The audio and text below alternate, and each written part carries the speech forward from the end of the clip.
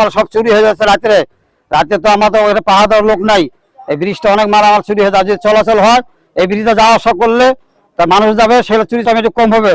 অনেক লোহা এই ব্রিজে চুরি হয়ে গেছে। এই ব্রিজটা এইভাবে অকার্য পড়ে থাকলে রাতে চোররা চুরি করে কাটে বাজার করে খায়, নেশাবাড়ি করে। আমি চাই এই ব্রিজটা উঠে যায় সরকারে, তা নাহলে এই ব্রিজ চুরি হয়ে যাবে, লোহা একটা থাকবে না।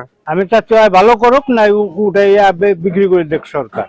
এই টাকা অন্য খাতে কোনো কাজে লাগাও, কারণ চলাচল করার জন্য যদি রাস্তাটা ভালো করে দেয় তাও ভালো হবে। জনগণ আহা যাওয়া সুবিধা হবে, মা বোন আসা যাওয়ার সুবিধা হবে।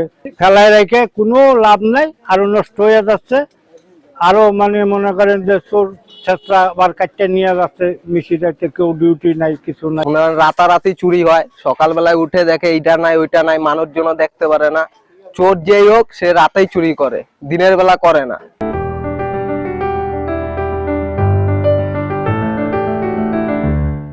এই ব্রিজটা আমাদের যখন নতুন এই লাইনটা করা হয়, নতুন যেটা ডুয়েল গেজ লাইন করা হয়, তখনই এটা আমাদের নতুন একটা ব্রিজ করা হয়েছে পাশেই।